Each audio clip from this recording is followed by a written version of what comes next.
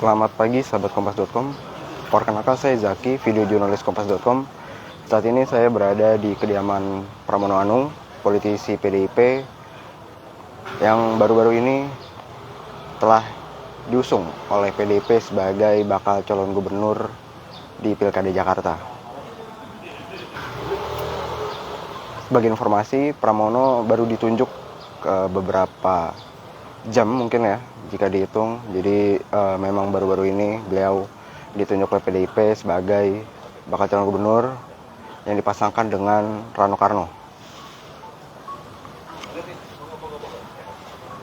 Berdasarkan informasi yang saya dapat, Pramono dijadwalkan berangkat untuk mendaftarkan diri bersama Rano Karno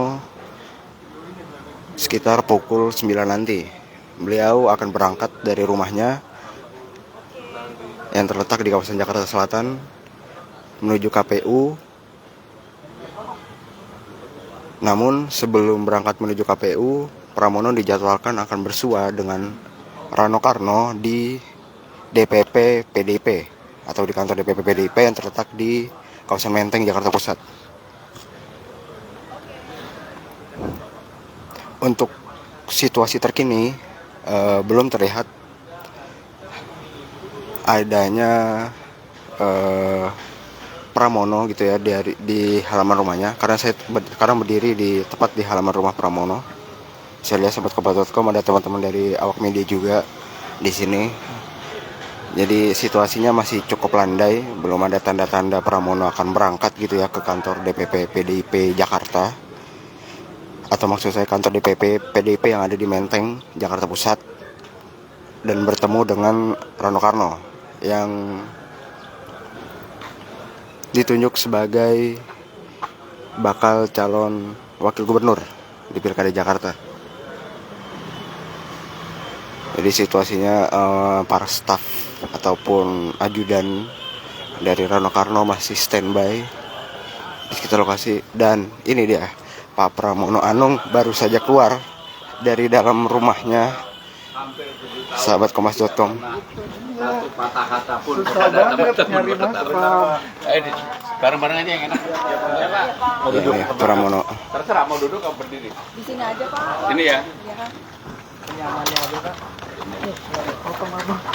Bapak izin sebentar ya, kita setting dulu alatnya ya.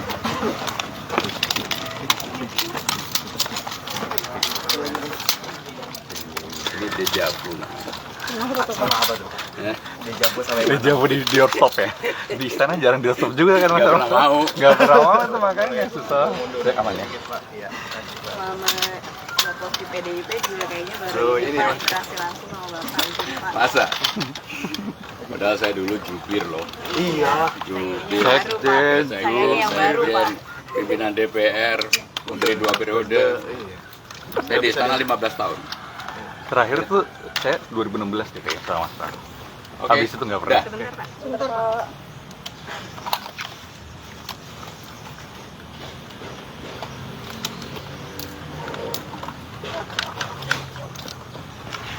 Ya, sahabat kompas.com, saat ini saya akan mewawancarai Pak Pramono Anung yang rencananya akan berangkat ke KPU. Persiapan menuju pendaftaran hari ini seperti apa, Pak?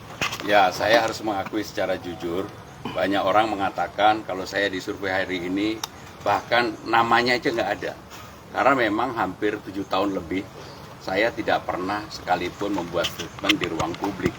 Walaupun sebagai tugas sekretaris kabinet, salah satunya adalah manajemen presiden dan juga mengkomunikasikan apa yang menjadi hasil-hasil keputusan sidang kabinet. Tetapi saya memang menyadari bahwa saya ini bekerja untuk dapur.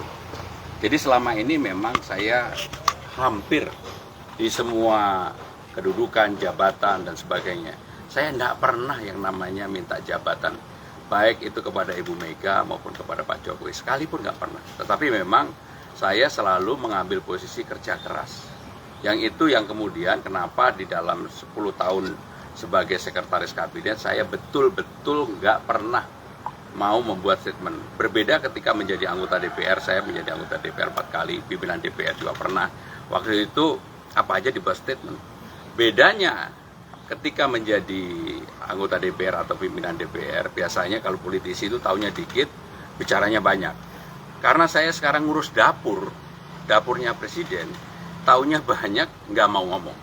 Itulah yang kemudian kenapa saya betul-betul membatasi diri, dan sekarang ini karena partai memutuskan untuk saya, bahkan sebenarnya 4 hari yang lalu, saya betul-betul berpikir aja enggak, berkeinginan aja enggak.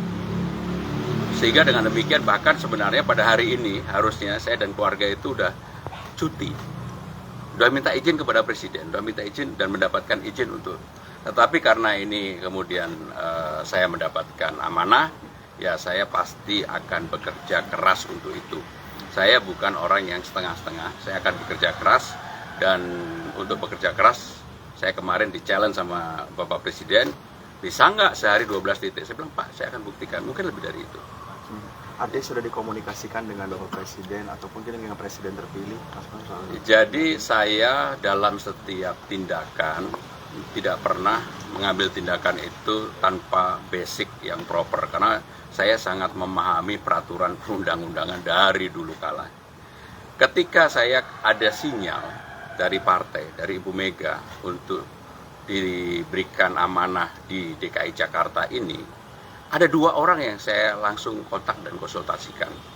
Yang pertama kepada istri saya, Hani Pramono.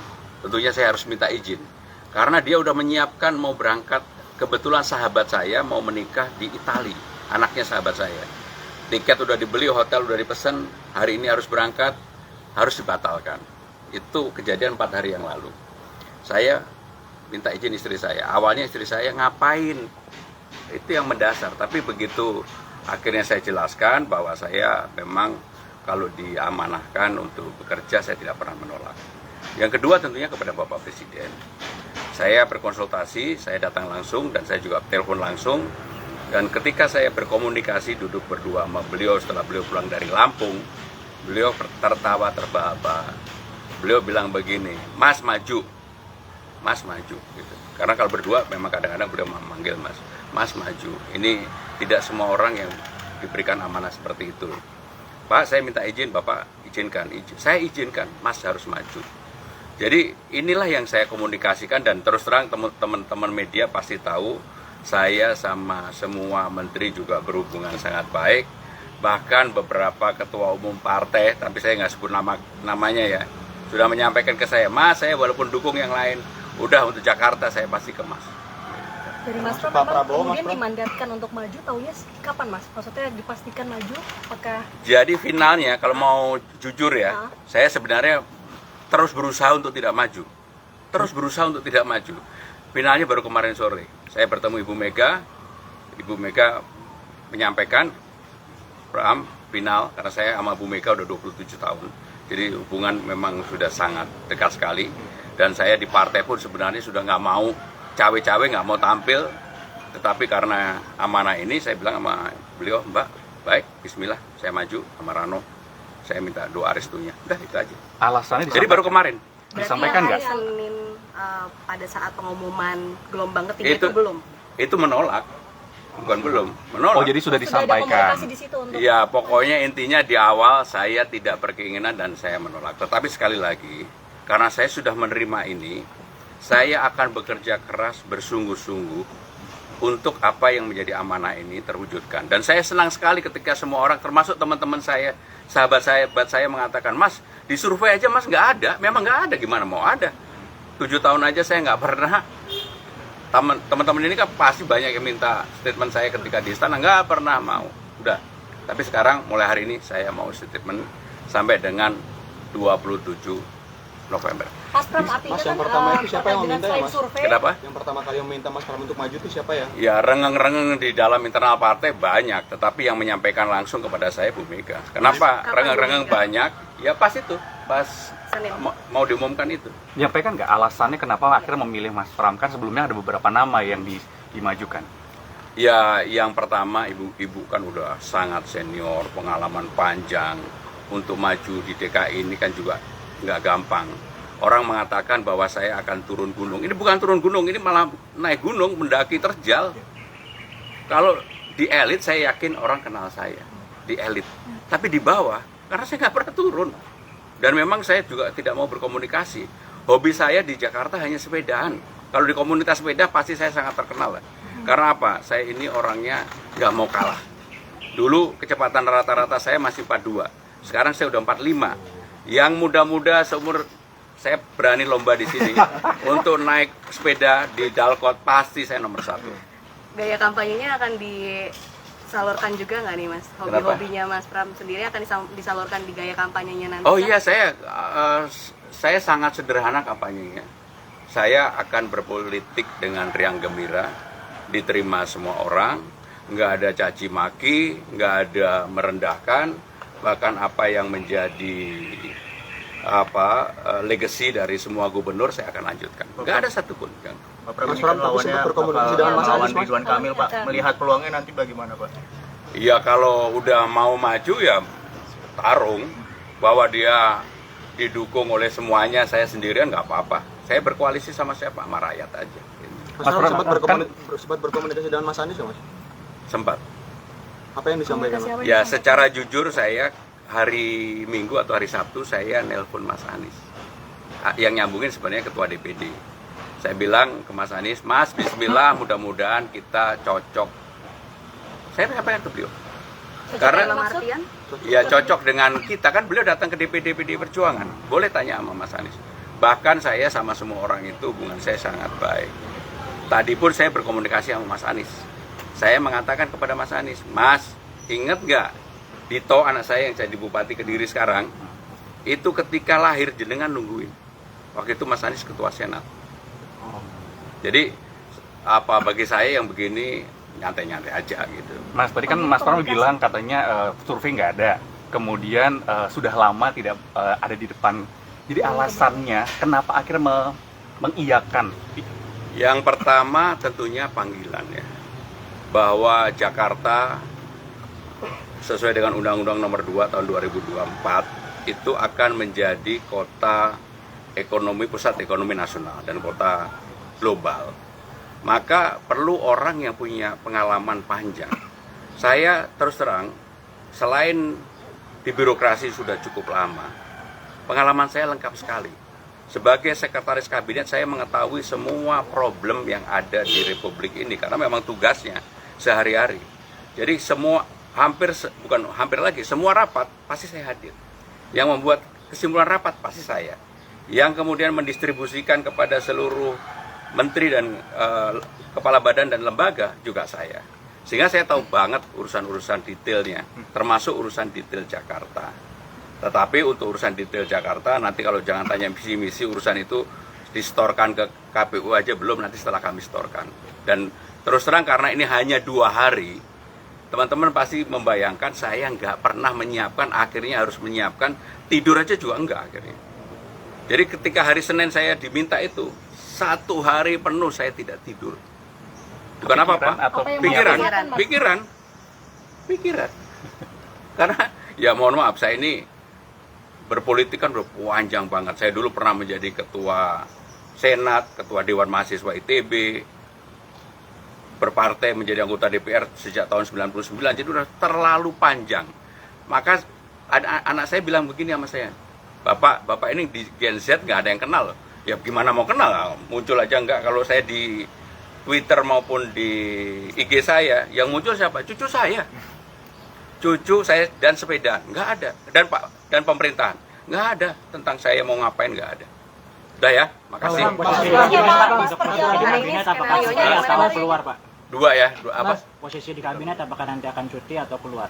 Sesuai dengan undang-undang sudah diatur bahwa yang namanya pejabat negara ketika mulai melakukan kampanye, pilihannya 2. Apakah dia cuti, apakah dia mengundurkan diri. Dan ini sudah saya sampaikan kepada Bapak Presiden dan Pak Mensesnek. Mengenai apanya nanti, ini kan masih tanggal 27 ya? Ini sekarang Bukan, September baru ditetapkan. Oh, iya. Saya akan bekerja seperti biasa, tetapi saya akan menggunakan waktu saya juga untuk mulai keliling, tidak berkampanye, memperkenalkan diri, door to door, dari hati ke hati. Terkait dengan sudah ada komunikasi. Lu tadi malam ke sini. Skenario hari ini, Pak. Mas menegaskan berarti sebelumnya memang Mas Anies sempat ingin dicalonkan oleh PDIP, Mas? Ya tanya Mas Anies, no. Kan di situ nanyanya telepon, saya jawab telepon, iya ada Karena telepon. tadi Mas Pram menyatakan bahwa mudah-mudahan kita cocok. Ya karena dia ke DPD PDI Perjuangan. Mas Pram, kalau Mas boleh Pram. dijelasin dikit nggak soal pakaian yang dipakai Pakaian. hari ini? Ya, sama skenario hari ini mas. Jadi saya memakai pakaian Jakarta. Dominannya adalah Betawi. Nanti juga saya pakai kopiah. Kenapa saya pakai pakaian ini? Karena ini Jakarta. Walaupun saya orang dilahirkan di Kediri, orang tua saya orang Jogja, saya besar di Kediri sampai SMA, kuliah di ITB dan seterusnya. Tetapi saya memberikan apresiasi penghargaan bahwa saya berpakaian seperti ini ingin menunjukkan saya akan mengetuk pintu untuk semua hati yang ada di Jakarta bahwa saya mudah-mudahan diberikan mandat restu untuk bisa berkontribusi di Jakarta ini. Oke, Ya, skenario-nya hari hari ini. ke DPP dulu, lalu habis itu ke KPUD. Skenario-nya ikut yang ngatur. Kan ketemu Mas Rano dulu berarti ya? Ya, pasti sama-sama sama Mas Rano ya. Udah ya, dimatiin dulu ya. Udah matiin dulu.